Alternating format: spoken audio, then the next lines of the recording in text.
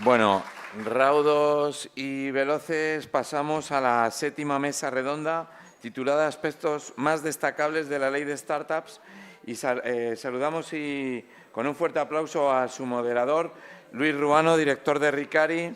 Fuerte aplauso para Luis.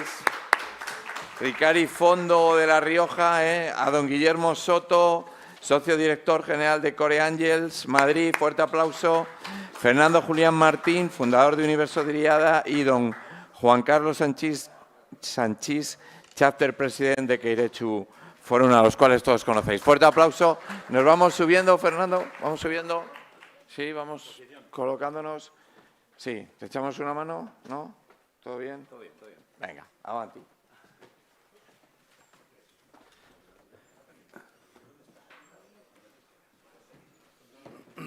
Bueno, buenos días a todos. Me voy a poner de pie para impresionar más a mi panel y así que las respuestas sean todavía mucho más directas. ¿Y cuánto tiempo disponemos? 30. ¡Fua! Bueno, pues como sabéis, y yo y creo que bastantes de vosotros llevamos ya mucho tiempo dentro del mundo de las startups y el emprendimiento, pues recientemente se ha publicado la ley de fomento del ecosistema de las empresas emergentes, el día 22 de diciembre del 2022. Y es el motivo por el que estamos aquí ahora, para poder dar vuestro punto de vista con respecto a la ley. Pero antes de entrar en ello, y dado que tenemos ya 28 minutos, voy a pedir que os presentéis vosotros y no ser yo el que os presente. Y vamos a empezar por la parte más lejana de la mesa, por Fernando. Por el más guapo también, Hombre. si te lo voy a decirlo. Bueno, pues yo vuelvo a presentarme, soy Fernando Julián Martín, soy agente medioambiental, funcionario de la Junta de Castilla y León del año 90, 89. Aparte soy inventor, tengo 7 patentes, creo, otras 3 que vienen, bueno, no, ya 10 me parece que son. Premios internacionales y demás. Y todo lo que estoy haciendo es para dar, ¿cómo diría yo?, valor a nuestro sector primario, ¿vale? Siempre cuidando del medio natural. Y a partir de ahí pues he creado el proyecto Universo Diriada Vida y ahí estamos luchando por poner en valor muchos proyectos y todos ellos también de la mano de la tecnología. Muchas gracias. Juan Carlos. Sí, hola. He estado 2 mesas atrás. Soy chapter president de Keiretsu Forum Red Internacional de Business Angels, que, bueno, en la parte que nos atañe aquí en España, pues nos organizamos de alguna manera individual, no creamos vehículos de inversión, sino que actuamos como Business Angels y vamos a ver de qué manera nos afecta directa o indirectamente la ley respecto de todos los ángulos que ya nos irás comentando. Amigo Guillermo. Buenos días de nuevo. Yo soy Guillermo Soto, soy Business Angel y inversor en startups también a través de vehículos, o sea, invierto a nivel individual y a través de un par de vehículos y además soy inversor en un franquiciador de vehículos de Business Angels que ya tiene 13 grupos por el mundo. De acuerdo. Bueno, pues yo me voy a presentar a mí mismo. Yo dirijo una sociedad de inversión en La Rioja, pero soy ingeniero de montes, ingeniero forestal. Entonces preguntaréis, ¿qué hace un ingeniero forestal o de montes hablando sobre una ley de startups? Y bueno, es porque ya hace unos cuantos años pues tengo un poco un perfil académico, doy clase en la Universidad de La Rioja de asociado y cometí la locura de hacer el doctorado. Entonces, en economía, no en ingeniería. Y bueno, pues hace 4 años me pidieron que hiciera un artículo sobre lo que fue el proyecto de ley de empresas de startups y eso me ha obligado a leer muchas veces la ley y bueno, pues incluso el año pasado, en noviembre, pues estuvimos en Murcia hablando sobre lo que iba a ser la ley de startups y me acuerdo que ese mes tuve que leerme la ley varias veces porque fue cambiando sucesivas veces justo unos días antes de hacer la ponencia que tuve que hacer. Y bueno, pues a raíz de ahí pues fue publicada finalmente el 22 de diciembre en el BOE. Y bueno, pues hay diversos artículos que por ahí están publicados sobre la ley y bueno, pues lo primero, cuando hice la tesis doctoral, siempre he visto que es muy difícil definir lo que es startup. No hay una definición de lo que es una startup. Entonces, cuando en el sector se empieza a hablar la ley de startup, pues el legislador lo ha tenido complicado, porque para definir el marco sobre qué tipo de empresa se va a aplicar la ley, no sabíamos cómo lo iba a definir. Y finalmente sacó el concepto de empresa emergente.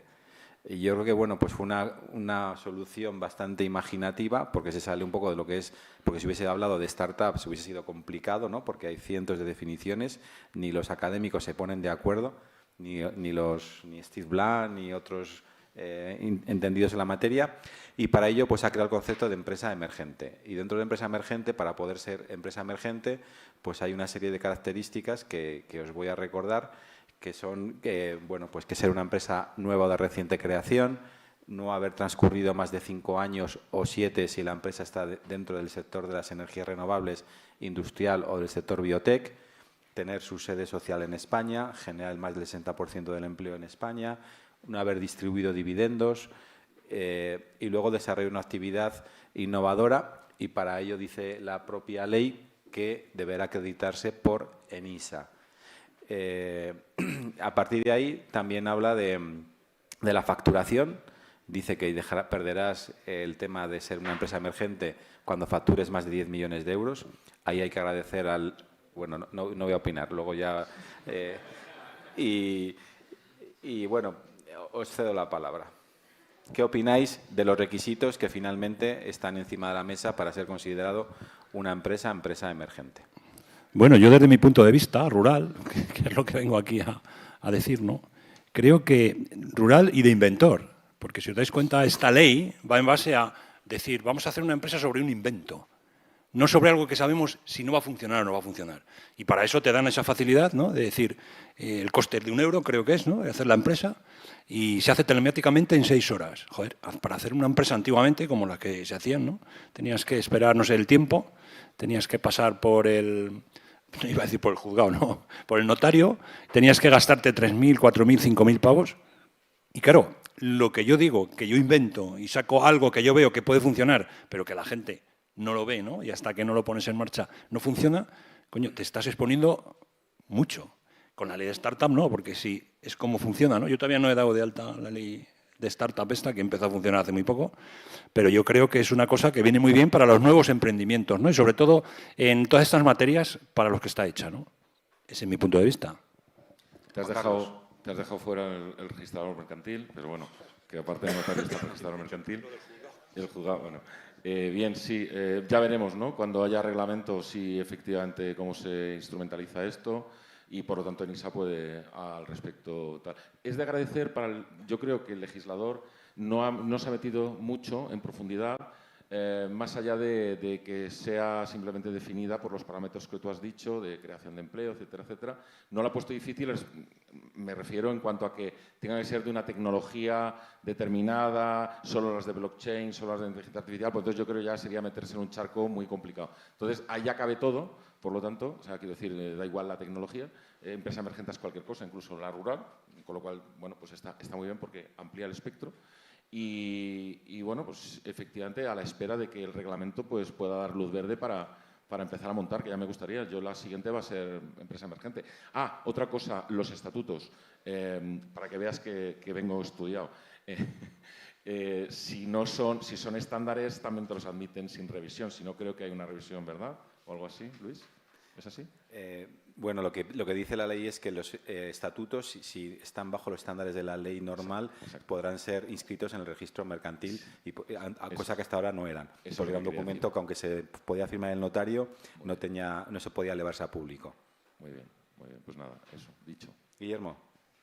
Pues yo voy a empezar por la conclusión, que es que está muy bien que exista la ley y mejora el estado de las cosas previo a la ley. O sea, que eso es la conclusión y ahora entramos en los matices.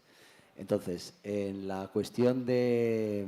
Además, no hay aquí ningún tipo de connotación política porque fue aprobada por todos los grupos parlamentarios, con lo cual están todos en el mismo barco, ¿no? Entonces, en la cuestión esta de la definición de lo que es una startup, en mi opinión se queda... Empresa emergente. Perdón, empresa emergente es demasiado restrictiva. Y dices, bueno, ¿en qué te basas? No, bueno, pues dos ejemplos voy a poner, ¿no? Uno, Portugal, que va por delante de nosotros, resulta que en temas como los que has dicho, ¿no? En lugar de 5 años son 10 años. En lugar de 10 millones son 50 millones. En lugar de... ¿Cuánto es tiene que estar el 60% de los empleados? En España. Bueno, pues en Portugal son hasta 250 empleados y solo 25% tienen que estar en Portugal.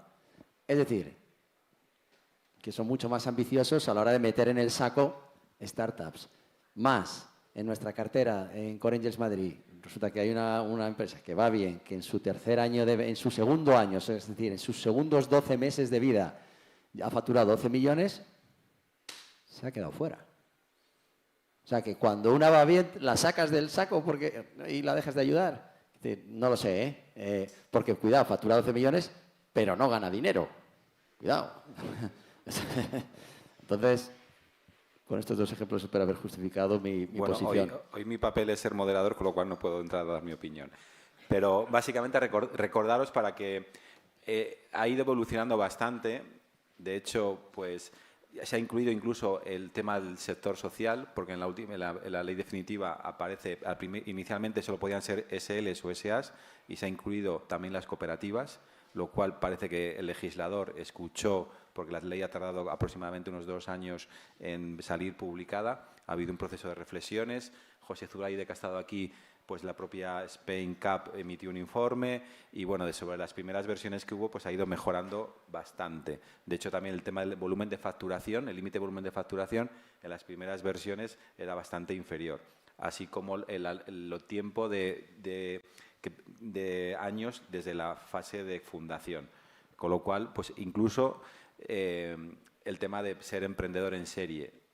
En la primera versión de la ley se decía que solamente una persona, un emprendedor, se podía beneficiar una vez. En las sucesivas versiones llegó a mencionarse hasta 3 y en la última yo lo busqué y hablaba de que no pone límites, lo cual está bien porque supuestamente la persona que ya ha emprendido más de una vez es aquella que está más preparada para fundar nuevas empresas. Entonces, por tanto, por resumir, para ser empresa emergente se puede mejorar, pero ha mejorado bastante con respecto a las primeras versiones. Entonces, hay un tema de facturación, antigüedad de la empresa fundada, no tiene límite para una persona que haya fundado más de una compañía, y el tema de la certificación para ver si eres o no innovador. Ahí también había un papel que todos teníamos bastante miedo porque le van a dar la competencia a ENISA y todos pensábamos que iba a haber ahí un cuello de botella. Es cierto que hasta ahora no está el reglamento desarrollado, pero lo que fija la ley es que ENISA tendrá un plazo de 3 meses y si no contesta tendrá un silencio positivo administrativo, lo cual también hace que, pues bueno, pese a todo, pues se haya reconducido bastante sobre la última versión que tenemos encima de la mesa. De todas maneras, yo siempre digo que no todas las startups tienen por qué ser empresas emergentes. Yo ahora que llevo ya 15 años en el mundo de la financiación, yo siempre digo que hay empresas que no pasan el test de la risa, hay empresas que son financiables, que puedes ir a pedir un préstamo, y otras que son invertibles y no pasa nada. Y lo mismo pasa con la ley de empresas emergentes. Vas a tener tu recorrido tan bueno como hasta ahora, pero simplemente no serás una empresa emergente y no te podrás beneficiar de algunas de las cosas que pone en la ley, que ahora vamos a entrar un poco a analizar. Entonces, lo que dice el legislador es que el objetivo de la ley era que España no se quedara retrasada con respecto a los países de nuestro entorno, y habla de que el mercado es global, no ya solo a nivel de mover el capital, el dinero, sino también a la hora de mover el talento. Por lo cual dice la ley, el legislador, dentro de sus objetivos está el de la captación del talento y la captación de financiación. Inicialmente vamos a empezar hablando por el tema de la captación de talentos y pensamos que la ley va a ayudar a que las empresas puedan atraer mejor el talento. Y ahí se han introducido medidas que yo llevo oyendo hablar desde que estoy en esto, desde 2006, las stock options. Bueno, pues por fin alguien ha legislado y aparece en algún documento, en alguna ley española, se menciona stock option, lo cual ya, bueno, a partir de ahora será susceptible de mejorar. Entonces, se ha metido el tema de las stock option, también se habla que para atraer talento el tema de los permisos de residencia, los visados y algún otro instrumento. Y también se habla incluso, en el espíritu de la ley, se habla también de la zona rural y del tema de la universidad, aunque todavía no está bien definido. Entonces, Guillermo, tú como inversor en empresas, entiendo que el equipo es fundamental el tener un equipo talentoso. ¿Piensas que la ley te puede ayudar a tener personas cualificadas dentro de los equipos de tus empresas bien financiadas? Sí, yo en este aspecto sí que considero que se han dado buenos pasos y que creo que puede tener impacto siempre y cuando se dé a conocer tanto a los emprendedores que necesitan captar ese talento como a ese talento que está fuera y que tiene que saber que en España hay buenas condiciones. Entonces, yo creo que hace falta una política de divulgación de estas medidas que además he podido, en fin, comparar con otros marcos en otros países y ahí sí estamos bien posicionados, yo creo. Yo recuerdo que yo estudié en una escuela de negocios, la que se dice, y siempre decíamos, pues si ya viene alguien de fuera a estudiar a España, ¿por qué no le dejamos que se quede? Pues bueno, ya se recoge en la ley que esas personas que vienen a estudiar de fuera bien pueden hacer prácticas, bien pueden empezar a trabajar o fundar su propia empresa y tendrán facilidades para obtener el permiso de residencia, el visado y luego la permanente. Sí, el IRPF también tiene unas ventajas iniciales. O sea, yo creo que el paquete yo creo que es atractivo. Juan Carlos. Bueno, ya que hemos entrado... Además, vosotros tenéis la playa en Valencia, aparte de las medidas... Bueno, ya que hemos entrado en el territorio del derecho comparado, porque bueno, ya he hablado de lo que pasa en otros países, Guillermo, estaremos atentos de cuando tus presentaciones nos hagas alguna ya en la que comparemos países europeos, España, porque así de alguna manera sabemos... A ver, en fin, o sea, entre no tener nada y tener esto, es mejor tener esto. Es obvio, todo es criticable, todo es mejorable. Pero bueno, en principio, pues creo que se quedan muchas cosas fuera del tintero que a lo mejor en próximas reformas de la ley, pues a lo mejor se escuchará al mercado y se irán viendo y a ver cómo encajamos a lo mejor, bueno, pues no voy a llamarle moda, sino voy a llamarle necesidad, los nómadas digitales que están en remoto, trabajando desde cualquier parte y sin embargo tú, ese 60%, pues te obliga a tenerlos radicados aquí. Sí que es cierto que el legislador obviamente está sometido a presiones en las que tiene que legislar y aparte tiene que evitar que se le vacíe el territorio, porque claro, nos vamos todos a trabajar en remoto, a países donde el nivel de vida nos permite vivir mucho mejor económicamente, cobrando sueldos europeos y a lo mejor estando en cualquier otro lado. Entonces, no sé cómo lo encajarán. En definitiva, de momento, a lo mejor, pues en las siguientes revisiones se sube o se baja, mejor dicho, ese porcentaje y si a lo mejor nos igualamos con Portugal o con los más punteros de Europa. Y creo que sí, que efectivamente los pasos están dados para retener talento. Para nosotros y para cualquier business angel, en principio, uno de los pilares fundamentales es el equipo. Es una de las cosas habituales que yo he echado en falta a lo mejor en estas presentaciones, que a lo mejor esa slide del equipo, es verdad que alguna startup no la ha puesto. No digo que no algunos sí, pero que para nosotros es muy importante saber quiénes son los fundadores, quiénes son los advisors y si están todos full time y qué nivel de implicación tienen, porque eso de alguna forma te da pues, la tranquilidad de que el proyecto es bueno. En principio, pues bueno, esperemos que las próximas versiones de sus pitches mariden con la ley de startups y nos digan cuáles de esos están en remoto y cuáles están en local, para que digan que cumplen efectivamente con la ley. Fernando, tu turno. ¿Cómo lo ves desde el mundo rural y forestal, ¿no? Del aprovechamiento del recurso forestal? Pues mira, te digo, ya sabéis, vamos, el proyecto este que estoy intentando sacar adelante, ¿no? El proyecto Universo de Adavida, que bueno, lleva muchas historias, pero lo más difícil de todo es encontrar personal que se una al proyecto. Ya no con dinero, porque no hace falta, sino con talento, ¿vale? Entonces, viendo un poco la normativa esta que quieren sacar, ¿no? Que han sacado. Yo lo que veo claro es que hace falta traer talento de fuera, sobre todo a las zonas rurales, que es lo que me has preguntado, ¿no? Porque donde vivís vosotros, que supongo que será en la capital y por ahí sobrará talento, ¿no? De todo tipo, lógicamente. Hay mucho talento que viene de fuera, pero es que aquí no necesariamente tiene que ser local. No, pero si hablamos de un Madrid, de una capital, pues es la leche, ¿no? Está a tope. Pero si tú te vienes a, yo que sé, a una capital pequeña como la nuestra, Segovia, Soria, tal, pues que somos los cuatro y nos movemos los cuatro por aquí. Somos los que nos movemos, ¿sabes? Y entonces, bueno, pues yo ahora mismo en la empresa estoy invitando a gente de grandes corporaciones y demás a entrar como consejero externo y la verdad es que cuando ven el proyecto entran de cabeza, ¿no? Que es una cosa parecida a esto de lo que quiere decir el reglamento este que quieren hacer, ¿no?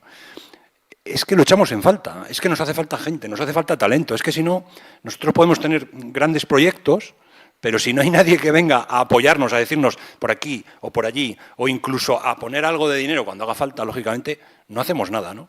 Entonces, esta ley yo creo que hacía mucha falta, por lo que os he dicho al principio, por lo del IRPF que decías tú, que es la leche, claro, si tú no facturas, coño, ¿qué vas a pagar? Si te vas a meter en gastos, cosas de estas raras que dices, madre mía, es que me voy a asfixiar antes de empezar, ¿no?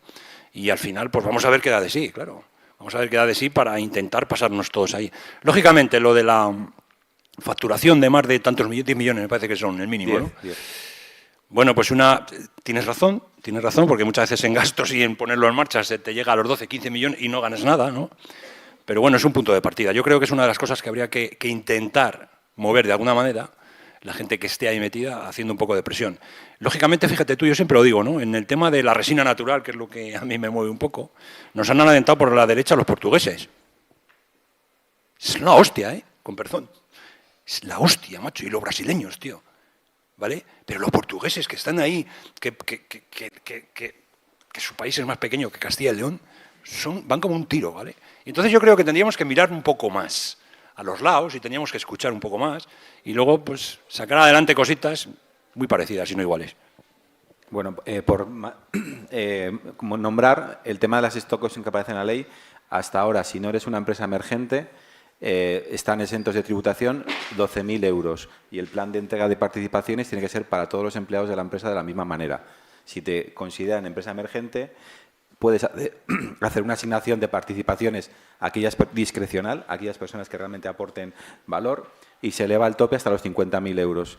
Y además otra cosa que se pedía es que el momento de la tributación por las participaciones no sea en el momento que te las dan, porque te pueden dar algo que hoy tiene valor pero no tienes liquidez como para pagarlas, sino que se difiere a un máximo de 10 años al momento en el que vendas las participaciones a un tercero o que la empresa salga a cotizar en bolsa. Por tanto, aquella persona que le dan las participaciones, antes le hacían le causaban un problema porque no tenía dinero para pagar Hacienda y ahora, debido a esa matización que se ha introducido, pues bueno, se difiere ese momento, con lo cual ya empieza a ser apetecible que te remuneren con stock option.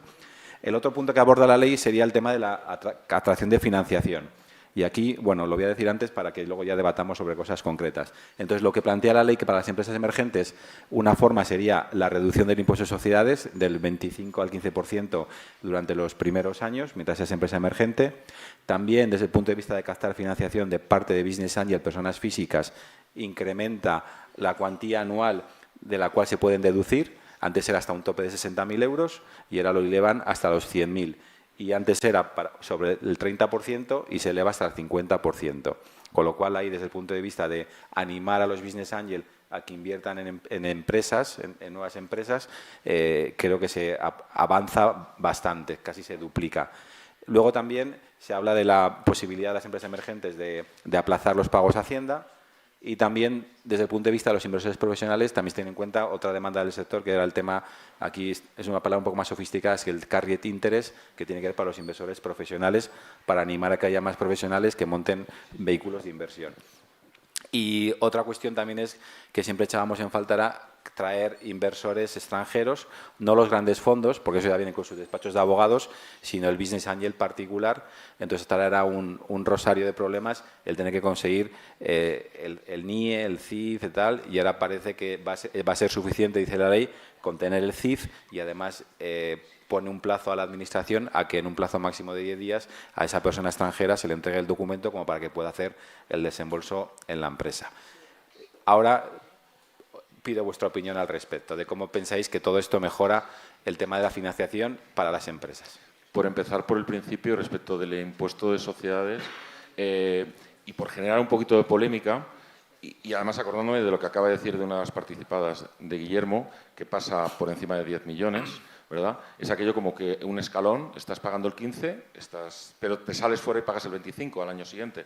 No estamos viciando el sistema para que esa empresa, antes de dar el salto, monte otra que realmente vuelva a facturar, tiene 10 millones de margen y entonces ya pues no pago ese 10% extra. No sé, quiero lanzar ahí no sé, es un poco pernicioso a lo mejor, pero eso puede ocurrir.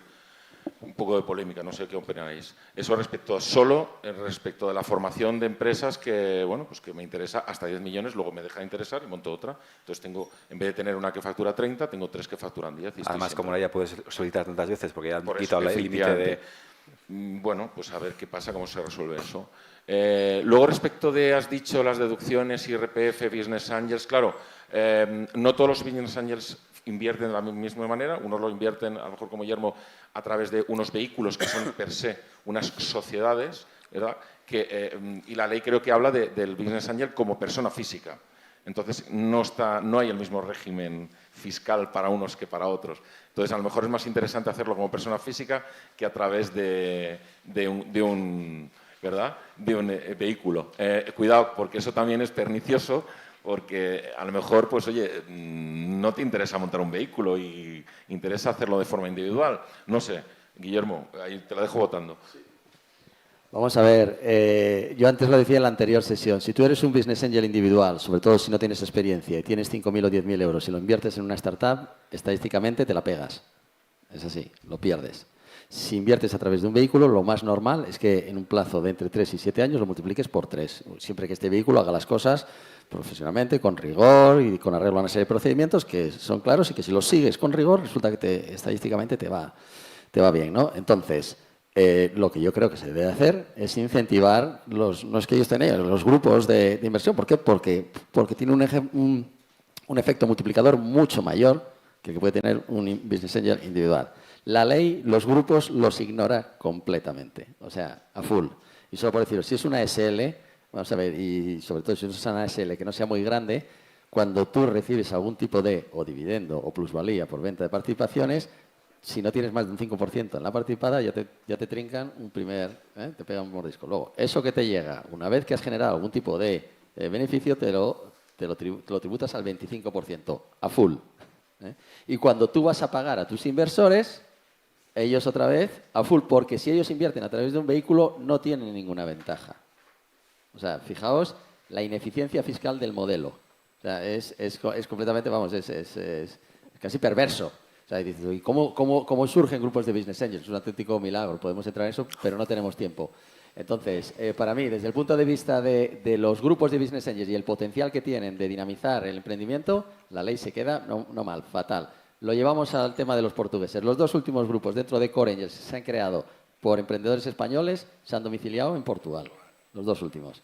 Esto para apartar. Y una cosa que ha hecho la ley portuguesa también, por cierto, publicada la semana pasada, es que dicen directamente un business angel es alguien que invierte individualmente o colectivamente en startups. Fíjate qué sencillo era de resolver.